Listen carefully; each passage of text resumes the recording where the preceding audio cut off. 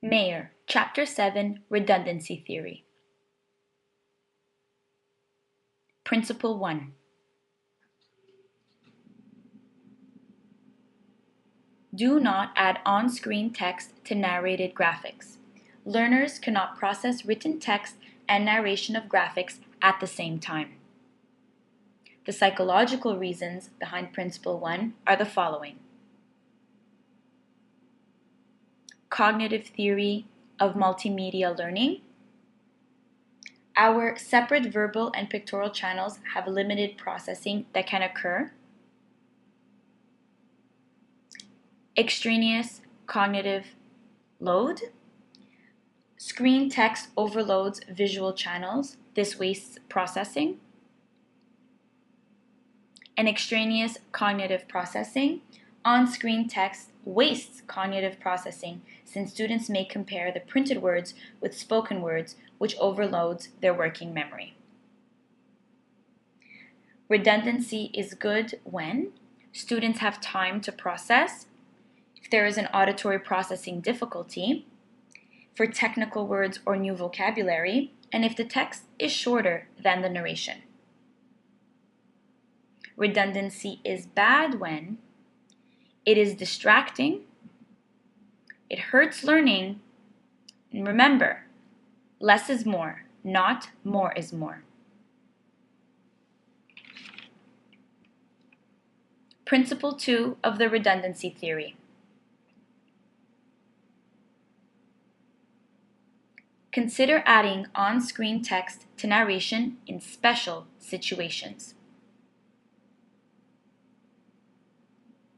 The psychological reasons behind this are the following. If there is no pictorial presentation, if there is ample opportunity to process the pictorial presentation, if only few selected keywords or a shortened summary is presented on screen, and if the learner exerts greater cognitive effort to comprehend spoken text over printed text. Adding on-screen text is good when it helps learn more deeply by linking two verbal streams. It is helpful to ESL students if the lesson is slow-paced, results in better transfer test performance, and when subtitles are added for non-English speakers. On-screen text is bad when it is added to a fast-paced video, it is redundant to the printed and spoken text, and it leads to cognitive overload due to redundant printed and spoken text. What Mayer doesn't know about the redundancy theory is the kinds of learners. So does redundancy help ESL learners or learners with little prior knowledge? The kinds of materials. Does redundancy help if the material is technical, mathematical, or just brief headings? And the kinds of presentation methods. Does redundancy help when the lesson is slow-paced and under the student's control?